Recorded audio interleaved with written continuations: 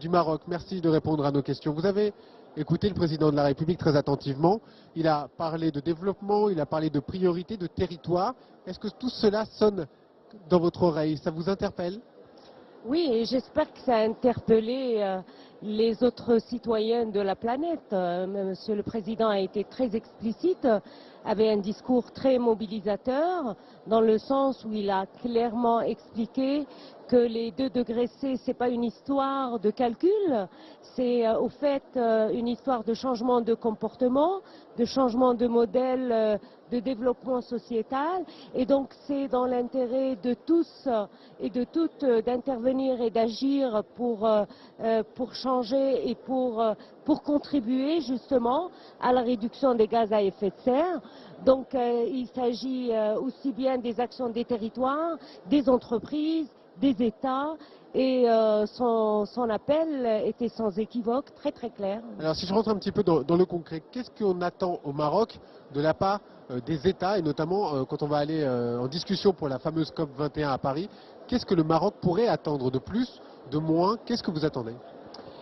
Mais écoutez, le Maroc fait partie du groupe africain. Le Maroc a déjà engagé toute une politique de développement durable au niveau national. Nous n'avons pas attendu.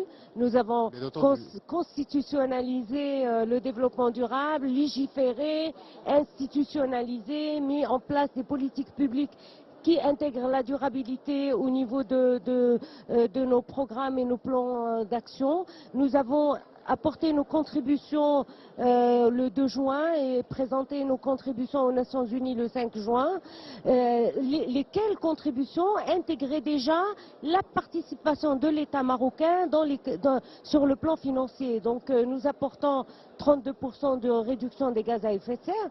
Donc nous allons vers Paris en étant sur, d'abord en nous disant que c'est vrai, les changements climatiques, c'est une entrave et une contrainte au développement des pays africains, mais ça peut être un modèle, une opportunité de développement, comme l'a saisi le Maroc. Nous attendons, à l'image du groupe africain, que l'accord de Paris soit un accord gagnant-gagnant. Comme a dit le président, qu'il n'y ait pas de perdants ni de gagnants dans cet accord. J'imagine que vous serez très vigilante sur cette question. Absolument. Vous savez, les pays africains ne sont pas des pays émetteurs de gaz à effet de serre.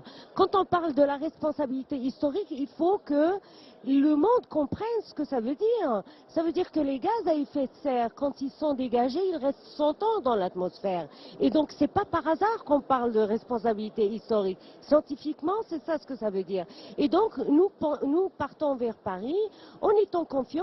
Et moi, personnellement, je suis très optimiste du débat qui a été enclenché par la France et même de la position de la France pour l'accord de Paris, en étant confiants que les pays industrialisés vont prendre leurs responsabilités, vont apporter des contributions suffisantes pour diminuer la température et contenir la température à 2 degrés C, et vont apporter également des engagements clairs sur le plan financier. Et le plus important, c'est que on va voir au niveau de l'accord de Paris que l'Afrique aura sa quote-part de ses financements et de ses transferts de technologie. Est-ce que vous estimez aujourd'hui que les pays du Nord ont une dette envers les pays du Sud? Je pense, une dette écologique. Je vais vous dire quelque chose. Je pense que c'est un débat qui a été dépassé à Varsovie, où nous, pays du Sud, nous avons tous pris la responsabilité de dire oui, nous allons apporter nos engagements et nos contributions, et nous nous engageons à aller vers des contributions pour réduire les émissions de gaz à effet de serre et pour choisir un modèle de développement autre que celui qui a été choisi par les pays du Nord et qui est pollueur. Donc nous choisissons des modèles de développement sobres en carbone. Donc ce n'est pas une histoire de qui est responsable. Aujourd'hui, nous sommes tous responsables. Aujourd'hui, il n'y a pas de fracture entre le Sud et le Nord. Je ne pense pas qu'il faille créer cette fracture. Aujourd'hui, nous devons être solidaires parce qu'il s'agit de nous tous. Il s'agit de l'humanité. Que vous soyez au nord de la planète, au sud de la planète, nous sommes les citoyens du monde. Et la science nous interpelle aujourd'hui. Il n'y a plus... La France vit les changements climatiques aujourd'hui. Vous me le confirmez, la canicule d'aujourd'hui n'est pas habituelle et spectaculaire. Et donc tous les pays auront à s'adapter.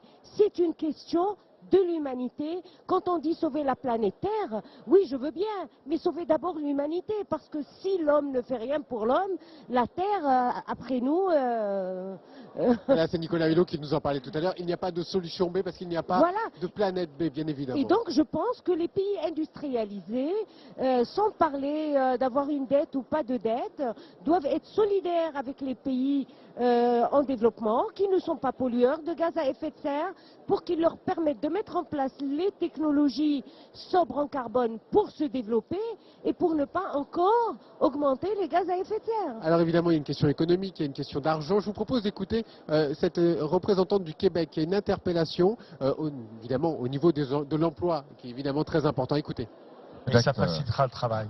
Merci de votre... Pour moi, en tant que jeune, c'est beaucoup plus le développement de tout ce qui est vert. Des emplois verts, le développement de nouvelles initiatives vertes, ça coûte, mais à vrai dire, c'est ce dont on a besoin. On ne peut pas faire les omelettes sans casser les œufs, on en a besoin de vraiment changer le changement de comportement. C'est ce qui sera à la base. Maintenant, ça ne se fera pas du jour au lendemain, mais ce sera de façon très progressive. Alors évidemment, vous avez entendu cette interpellation qui disait simplement des emplois verts. Est-ce qu'au Maroc, par exemple, on a pris cette conscience de cet emploi, de la verdisation de l'emploi et de l'économie? Alors au Maroc, je vais vous dire la force de la politique marocaine. C'est d'abord, nous avons constitutionnalisé le développement durable, nous l'avons légiféré, nous avons mis en place une loi de développement durable qui, elle, a mis en place une stratégie nationale de développement durable qui, à force de loi, qui a imposé 3 choses. Intégrer la durabilité dans les politiques publiques, intégrer la croissance verte dans la dynamique économique de notre pays et prendre en considération les changements climatiques comme facteurs structurels de nos politiques publiques. Et donc nous avons toute une politique, toute une stratégie de croissance verte mise en place au niveau national. Est-ce que ça fonctionne? Est-ce que ça marche économiquement? Je vais vous dire quelque chose de très intéressant.